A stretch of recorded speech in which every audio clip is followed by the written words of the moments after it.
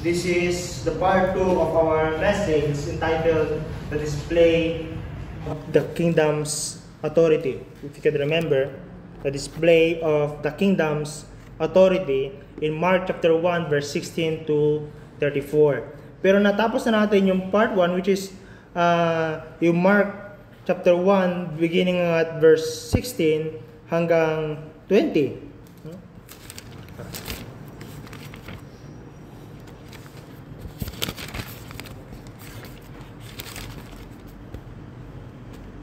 Ito yung pagtawag ni Jesus Christ sa kanyang mga disipulo. Nakita natin, it's the display of God's kingdom based on the lives of those who are part of the kingdom citizen. And pinakita sa atin na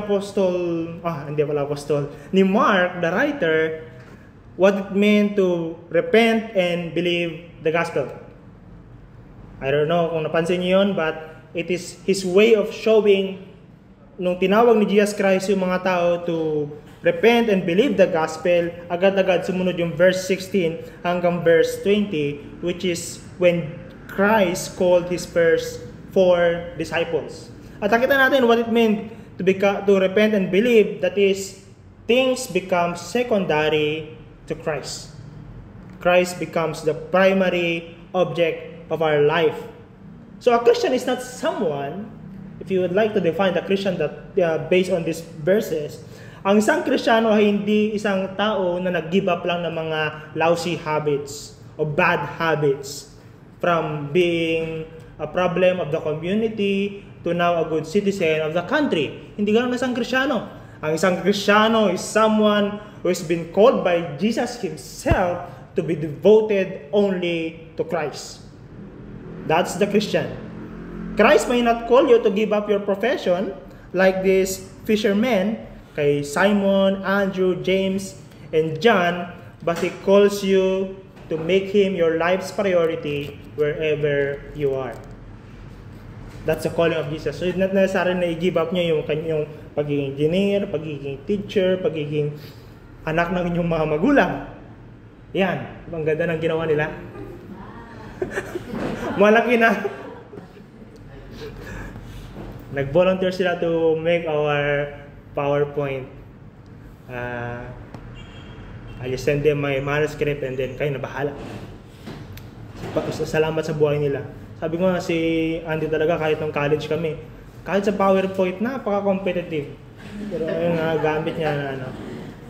But Andy made the edits. So we've seen that, no? Mga kapatid, this demand ni Jesus, may dinidemand si Jesus. At meron din siyang kino-command. Dahil nakita natin na si Jesus Christ yung authoritative sa kingdom of God, His demand and command must be taken seriously because of who He is. He is Jesus Christ, the supreme over all, the Lord of all. Sundan mo yung letter B dyan. Ay, hindi na. May mga letter P doon sa aking manuscript to sign na yun na yung PowerPoint. Kulay red.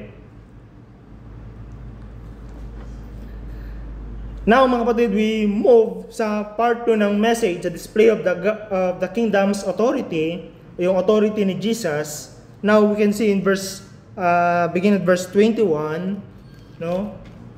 Hanggang verse 28. Na itong authority naman ay pinakita ng Panginoon hindi na sa buhay ng kanyang mga disipulo sa pamamagitan ng pagsunod nila, kundi sa authority sa pamamagitan ng kanyang mga turo. In verse 21 hanggang verse 28, in the teaching of the in the display of the kingdom's authority in its teachings. Pangalawa na, i-roll mo. Point 2. Sige. We'll learn. Kasi hindi ako sanay talaga mag-PowerPoint. Pagkat mag-speak ako, ito yung manuscript ko, you do the PowerPoint. Yeah, the teaching of the kingdom's, the display of the kingdom's authority sa pamamagitan ng pagtuturo. In verse 21 to verse 22, you look at your Bible, hindi ko nilagay dyan para magdala kayo ng Bible nyo at tignan ninyo.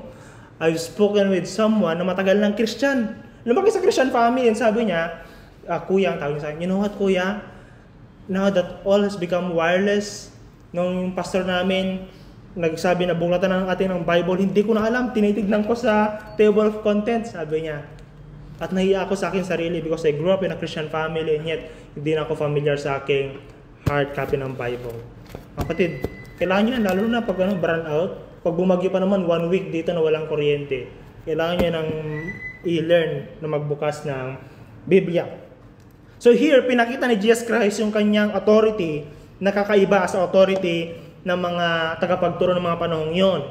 There are those ng mga panahong yan, in verse 21 to verse 22, na yung mga rabbi kapag nagtuturo sila, ay nagtuturo sila sa pamamagitan ng pagko-quote ng somebody. They quote their catechism, kung may catechism sila noon, hindi yan masama yun, no? Tapos kino-quote nila si rabbi ganito. Sabi ni Rabbi Gamaliel, ni Rabbi so-and-so, ganito yung interpretation niya dito. So they appeal through to their tradition. Kapag nagtuturo sila, kapag in-expound nila yung isang passage in the Old Testament, ang mga rabbi ng mga panahong yon ay nag-a-appeal sa kanilang mga tradition. Now the difference is this. Nung si Jesus Christ ay nagtuturo siya, tinuturo niya yung salita niya na in-entrust niya kay Moses at sa mga propeta. So it's become different. It's no longer some teacher teaching the Word of God, but it's God Himself expounding His Word. So there's the difference kung bakit mayroong authority sa pamagitan ng pagtuturo niya. At nakita yun ng mga tao. Sabi nila, bakit kaiba siya na magturo? There's something sa kanya na wala sa ating mga teachers dito sa Israel. There's something in Him. So that's ano sinasabi ng ating passage. This book, mga kapatid, yung Bible ninyo, that book that you're holding is Jesus Christ's Word. Not only that, no? Itong book na ito ay book mismo about sa Kanya. You look at Luke chapter 4, verse 16 to 20, ito yung time na nag-create ng commotion si Jesus Christ doon sa templo. May binanggit siya. Luke chapter 4, verse 16 to 20. I will read to you. You may follow me. And he came to Nazareth, where he had been brought up. And as it was his custom, he went to the synagogue, and on the Sabbath day, he stood up to read. Tumayo siya, nagbasa siya. And the scroll of the prophet Isaiah was given to him. He unrolled the scroll and found the place where it was written, "The Spirit of the Lord is upon me, because He has anointed me to proclaim good news to the poor. He has sent me to proclaim liberty to the captives, the recovering of sight to the blind, to set at liberty those who are oppressed, to proclaim the year of the Lord's favor." And he rolled up the scroll and gave it back to the attendant and sat down. Supposedly, yung mga rabbi, i-expound nila yan I-explain nila kung ano ibig sabihin nun. Pero umupo si Jesus Christ. At nung tinitignan siya ng mga tao, ito yung sinabi niya. And he began to say to them, "Today, this scripture has been fulfilled in your hearing." Anong sinasabi ng Panginoong Jesucristo? Today, this scripture is in front of you. Yung tinutukoy ng Word of God na aking binasa ay nasa harapan ninyo. It's here. The kingdom is here. The work of God in liberating who are oppressed, the work of God in lifting those who are cast down, it's here. Nandito na ako, sabi ni Jesus Christ. And then, kung babasahin niyo pang yung pagpapatuloy yun, magre-react yung mga tao. Sabi nila, sino ba yan? Di ba anak yan ni Carpenter? Ganito. Kiniklaim niya na siya yung tinutukoy ng passage. And then in John chapter 5 verse 46, sabi ni Jesus Christ, kung binabasa niyo talaga si Moses at kung iniintindi niyo talaga si Moses, you will know that Moses wrote about me. Ako yung tinutukoy ni Moses doon. Sabi ni Jesus Christ. So what he's saying is this: the prophet and the prophets, including Moses, ang hinahangaan yung propeta at leader, speaks about me. In fact, your book is all about me. Napaka-Christocentric kung tawagin. Kaya mga kapatid, it's good to read the Old Testament and learn how to live morally, how to worship God. But first and foremost, Jesus Christ Himself said that as you read the Old Testament, you should know more about me because it's all about me. Kaya sa authoritative, no? And then we can see in verse 23 to 24, Ito yung first miracle na ginawa ni Jesus Christ as per Mark's record, no? Sa record ni Mark. Ito yung unang miracle na ginawa niya.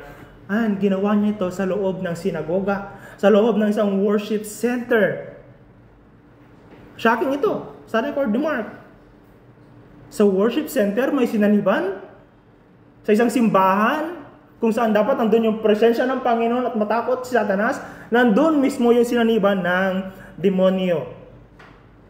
It may have been shocking narrative sa mga unang nagbasa ng librong ito. A demon inside a worship center. Now, meron tayong immediate application dito, an immediate interpretation. Una mga kapatid, not all who attend worship services are already okay. Don't assume that. Active yan sa church. Active na nagsisimba. Don't assume that they are under God's rule. Or they are under God's willful sila na nagpapa-under sa Lordship ni Jesus Christ. No! Because demons attend worship services. Sana walang saniban habang nag-expect dito, no? Pero meron palayasin sa pangalan ni Jesus Christ. But it happens here. You know, magandang tignan nyo pa na yung relihiyong Judaism ng mga panahon yon, let's say the best religion that time, Judaism. Kasi people from different ethnic groups, hindi man sila Israelite by nature, sa kanilang DNA, Grego sila, Palestino sila, nagko-convert sila into Judaism.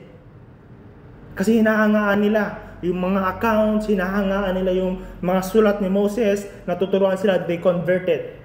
Nagpapabautismo sila, ang tawag sa kanila ay mga proselytes. Tapos isa pa, yung Roman Empire that time gave a special treatment to Judaism.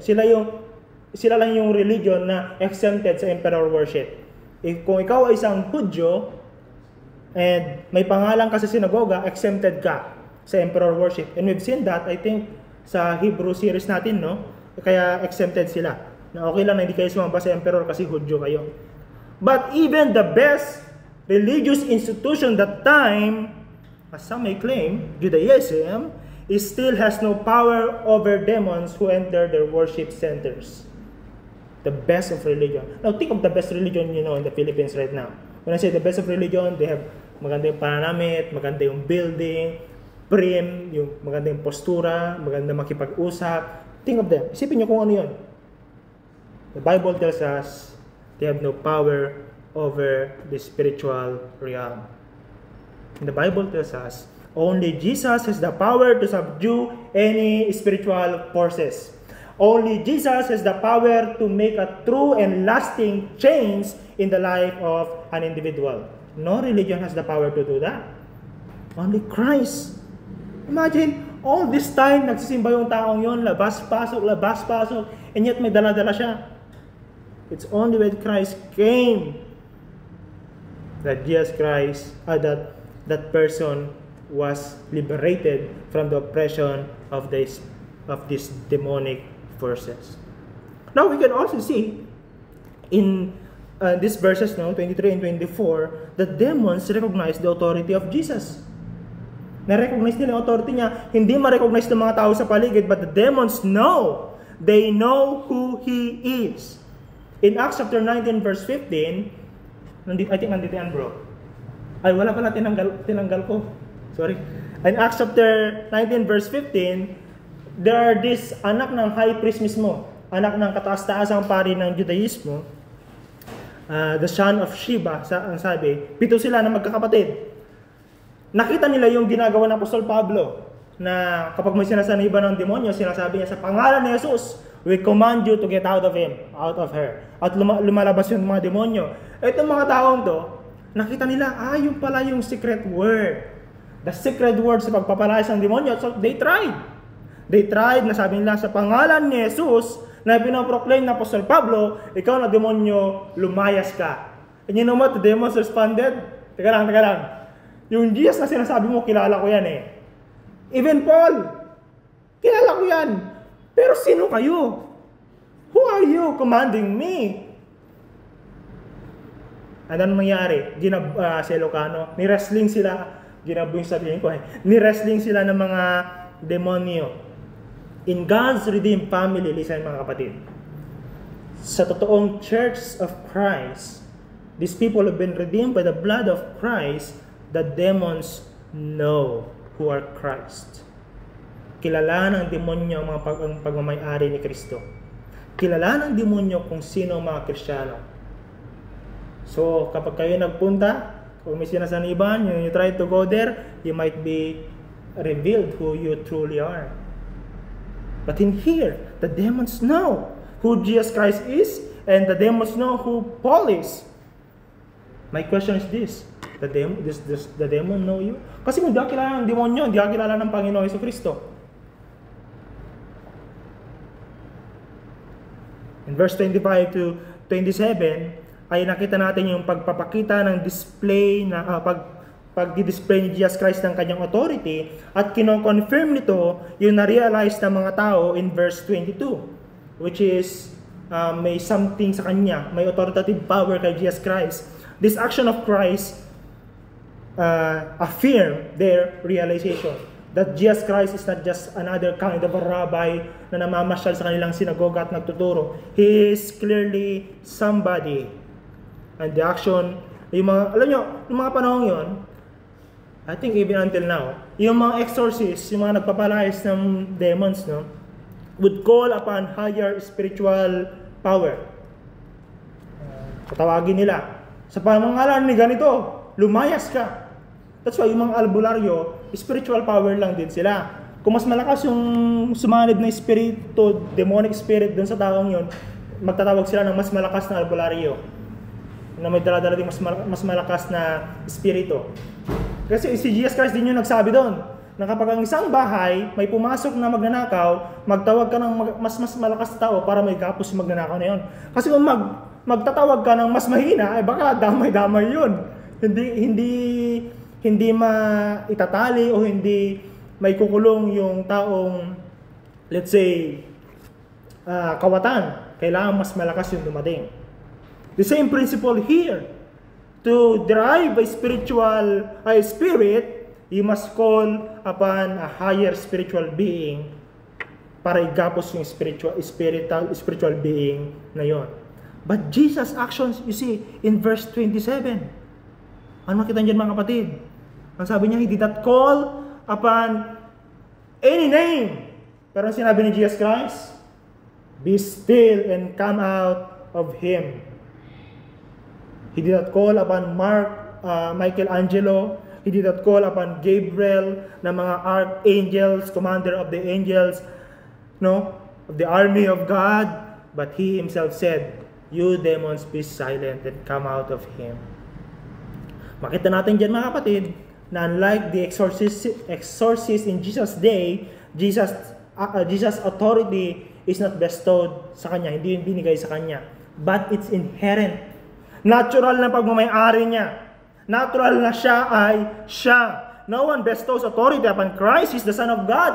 And we've seen in our study of Sunday School, He's the second person of the Trinity. That's why He has the authority to drive out demons. Hindi niya kailangan magtawag ng kung sino man. That's why we must ask, like the people that day is asking, who is this? Who is this person na magturo ay kakaiba, tapos may kapangyarihan laban sa mga spiritual beings? Well, we've seen in chapter 1 alone kung sino siya. At ang nagsabi nun ay ang boses na namumula sa langit. He is the Lord Jesus Christ. He is the Son of God. Mga kapatid, Christians has no authority of their own. Tayo mga Kristiyano, kung makarinig kayo ng mga apostol, propeta na narinig nyo sa YouTube or Facebook Reels na nagkiklaim ng authority sa nila, it contradicts the teaching here. For Christians have no authority on their own. It is always bestowed to them by Jesus. That's why we can see, I believe, in the upcoming chapters, na nung si Jesus Christ, ginather niya yung kanyang mga disciples, total 72, dinivide niya sila 2 on 2. Tapos the Bible says, binigyan sila ng kapangyarihan ni Kristo na magpalayas ng demonyo at magpagaling ng mga sakit. It is Christ who gave authority. The pastor, the preacher has no authority in themselves. It's Jesus Christ who gives.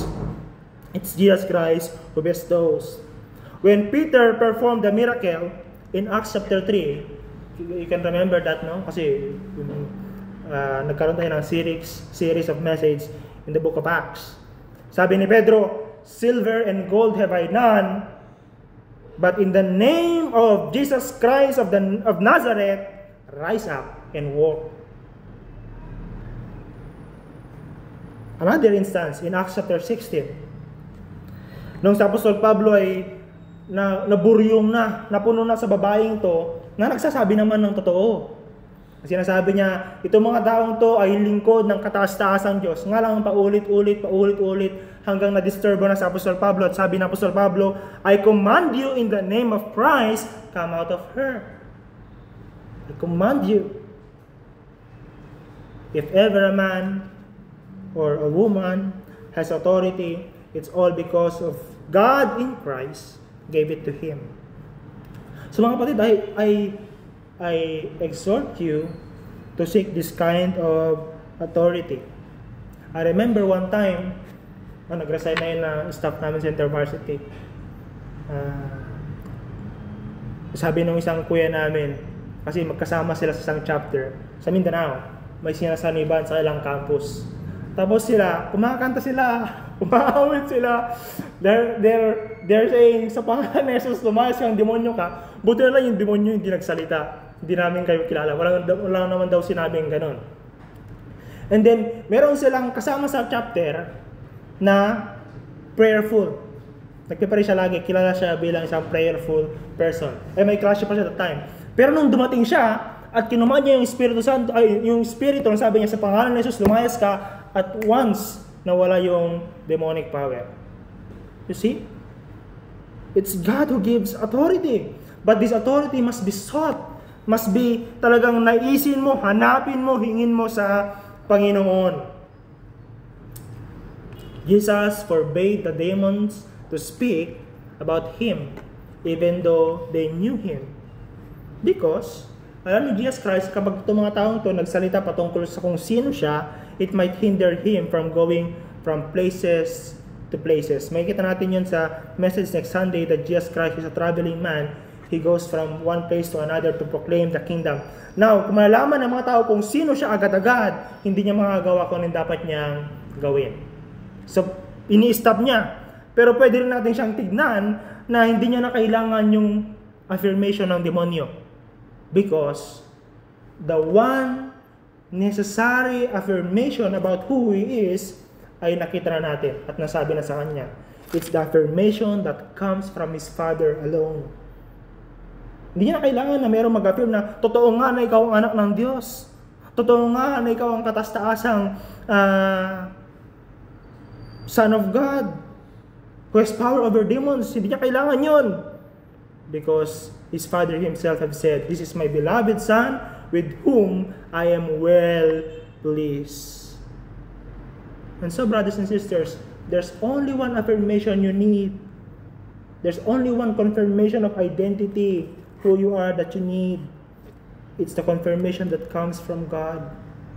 Because you see, the praises that Christians, I think you know, and I also know, there are those Christian, especially mga sikat na mga preachers, no, mga ministers, mga kumakanta sa harap, lahat ng mga may public ministry. Okay pa sila nung una eh. Pero along the way, because they've gathered or garnered some affirmation, applause, pagkilala ng mga tao, lumalaki yung kanilang network, and people have known them, instead of being true to the word, preaching the word, at naging pagpapala sana sila sa iba, hindi. Hindi na ganoon nangyari.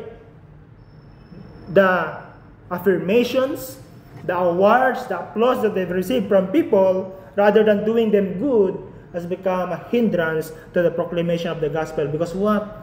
Sila ay lumaki ang ulo with the applause and awards. Si Jesus Christ, hindi niya hinayang mangyari yan. Kasi isa lang ang kailangan niya. Now, they said it's a new teaching. Teaching with authority, sabi ng mga tao. But it was never new teaching. For in other narratives, Jesus is explaining the Old Testament and how they point to Him. It's authoritative because of the one who teaches it. Listen carefully. The Word of God is authoritative because of the one who teaches it. Jesus Christ, the Son of God. Now, Jesus' teaching is authoritative over all walks of life. Yeah. It's authoritative over walks of life. It has authority to command people and subdue spiritual beings. And now, because we say Mark is about inviting us to partake in the kingdom work. If you want to be part in the work of the kingdom, there's only one way to do it wherever you are. Be it in the church, in the workplace, in the family, in the school. There's only one way to proclaim Jesus in all you do and say. Because authority, huwag mo i-proclaim yung sarili mo. Authority comes from Christ. Therefore, proclaim Him and live for Him. Now, you might ask, paano ko gagawin yun? Well, practice the spiritual disciplines for they lead you to know Him more and more. Very basic spiritual discipline. Practice it. Well, sa mga umattend ng prayer meeting, yung last prayer meeting ba yun? Yung Mark chapter 9? Nakalimutan ko na. So, one prayer meeting na sinabi ni Jesus Christ, yung mga disciples, hindi nila mapalayas yung nasinasaniba ng demonyo. Tapos ang tanong sila kay Jesus, bakit hindi namin kayang palayasin?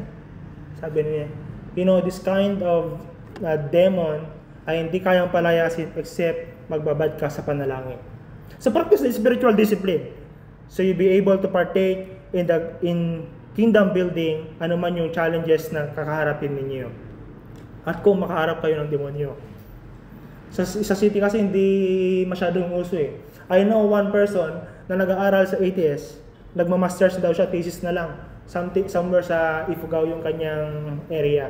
Sabi niya, namit ko siya sa Rojas. Hindi ko pa tinutuloy yung thesis ko. Bakit Ay, hindi pa ako ready. Bakit? Because iba yung pangyayari doon. Napakalakas ng demonic oppression. I need to be ready spiritually. Sa city kasi hindi masyado eh. Kung dito, materialism, at kung ano pang mga challenges ang mayroon dito. But there, it's different. Kayo mga simbahan din doon, iba din ang practice nila. Baka magulat kayo. Kahit evangelical, sabihin nyo Pentecostal. Because they have a different practice because of their cultural mga hindrances sa culture. Na, maganda naman ang kultura eh. Kasi because of sin, tinake over ni Satanas. Now, practice the spiritual discipline in order for you to partake in the kingdom building. And last point that we can see, beginning at verse 29 hanggang 31, is Jesus Christ or the kingdom's authority over disease and the spiritual realm. O kanina, mayroong pagpapalayas ng demonyo, but in here, mas madaming ginawa si Kristo. At makita natin, from a ministry inside the temple, ito naman ay ministry sa bahay ni Pedro. I don't know kung pinakinggan niyo maayos to kanina, pero masasabi ko na si Pedro ay isang responsible na lalaki. Kasi kasama niya yung mother-in-law niya sa bahay. Wala si Andy. Tatlong maka-interact ng mga kasal dito. For us guys, mahirap to live with in-laws. We want to be separated, we want to live dapat sa bahay kami yung leader. Hindi yung domineering, hindi yung martial law style, pero kami dapat yung leader. At mahirap yun kapag mayroong in-laws na kasama. Kasi lagi nagko-contradict. Kung domineering. But ako mismo, I praise God because I was given in-laws who are not only generous, especially nung ako yung nagkakasakit. Yung in-law ko nag-aalaga sa akin eh. Sorry kay Grace, na-reveal siya. Pero yung nanay in-law ko ang nag-aalaga sa akin, bumibili ng mga prutas, lagi nangangamusta, at hinihilot yung katawan ko nung time ako yung nagkasakit. But thoughtful. Tapos pag may away kami, hindi sila nakakaalam. Bahala kayo dyan. Away nyo yan. Ganon. Nung time na nakatira pa kami doon. But we can see here in this pangyayari sa bahay ni Pedro, after experiencing the authority of Jesus over the disease, yung kanyang mother-in-law began to serve Jesus. Now, some might say, Normal naman yun. Parang lahat ng mga in-laws, kapag may bisita yung kanilang mga anak, magsiserve talaga yan. Ipag-uutangan pa para may mapakain lang sa bisita. Pero ipapabayad dun sa may bisita. No? Makabili lang kasi thoughtful naturally ang mga in-laws. And most would say, natural lang yan. But, I personally believe na hindi yun yung gustong ipakita ni Mark na natural na response niya yun dahil in-law siya. Pero gustong ipakita ni Mark sa atin na ito ay response niya dahil sa encounter niya sa kapangyarihan ni Kristo. After niya na-encounter yung kapangyarihan ni Jesus Christ sa pagpapasakit laban sa kanya, pagpapagaling laban sa kanyang sakit, He readily and immediately served them. Because Mark gave us another instance in Mark chapter 5. Nung na-encounter ni Jesus Christ ang sinasaniban ng demonyo sa may sementeryo, sa may Gerasenes, kung tawagin, lugar ng Gerasenes. Yung tao, after niya ma-experience yung kapangyarihan ni Jesus Christ over demons, isa lang ang hiniling niya kay Jesus Christ. Sabi niya, pwede ba akong sumama sa iyo kahit saan ka magpunta?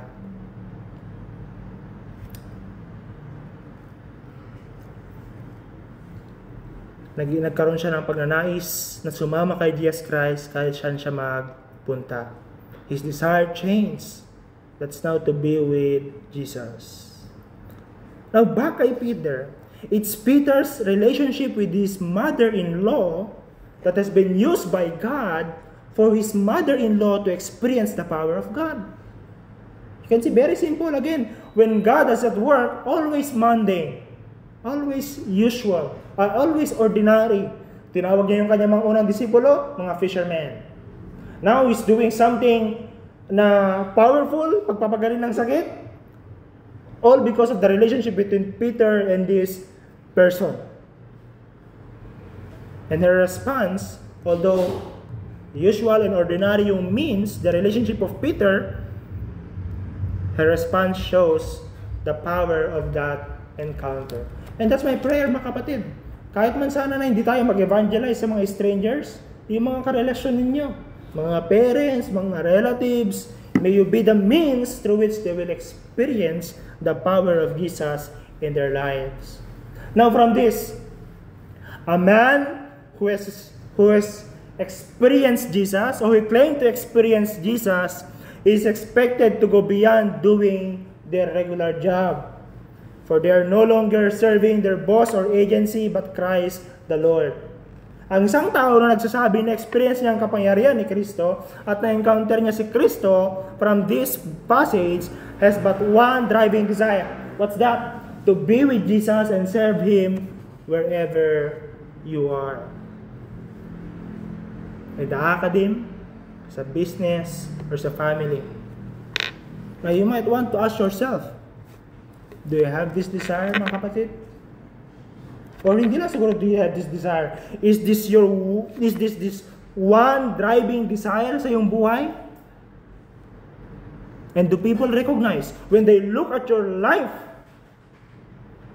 na ito yung pagnanais mo, ang makilala at mapaglingkuran si Kristo saan ka man magpunta?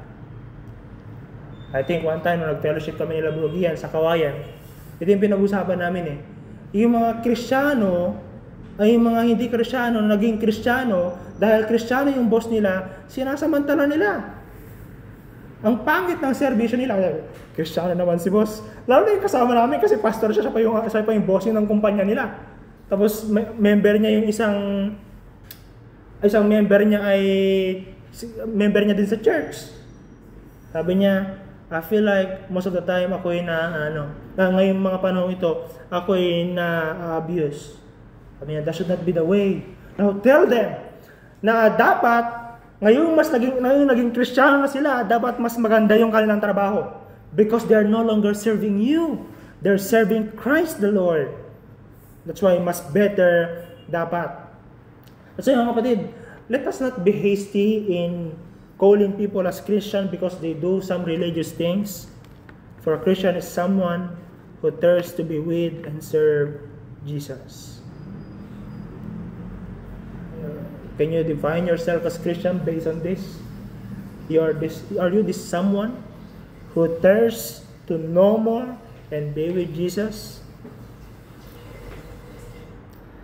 After Sabbath, Jesus Christ brought yung mga tao dinala nila kay Kristo, again, yung mga demonyo hindi niya tinulutang magsalita patungkol sa kanya. Because I would like to emphasize this. There's only one affirmation of identity necessary for Jesus. It is the one that's coming from the Father. But if we are not clear of who we are before God, we will do things in order to be known. Mag-aaral kayo ng how to expound para makapag-preach. Para malaman nila na magaling din ako mag-preach. Magtutugtog kayo para malaman nila na hindi lang ako pipitsuging Kristiyano na paupo-upo. I am a musician. I can serve the Lord through music. You will do many things in order to be known. But if you are known by God, you will not be easily swayed, mga kapatid, by what people tell about you or think about you. Because clear sa iyo ang iyong core, ang iyong identity. I know who I am. It's not because this is what I tell about myself, because it's what God tells about me. I am His son through Jesus Christ. I am His daughter through Christ. I am loved, I am valued by Christ. I am redeemed eternally.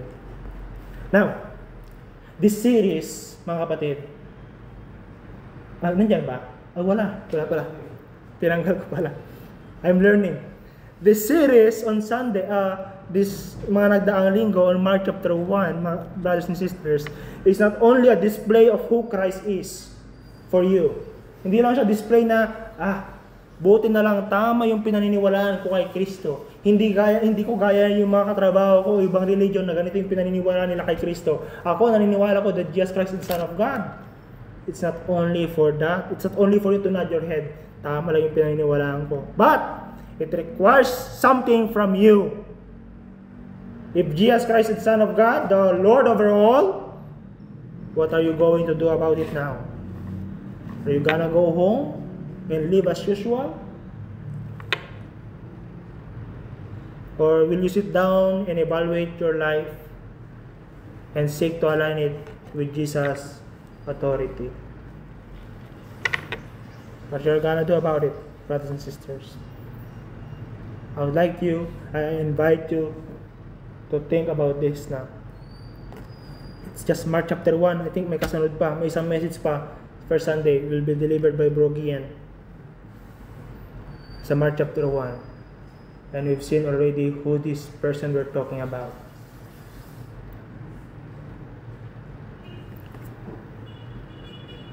Let's spend the next maybe 2 to 3 minutes reflecting on this.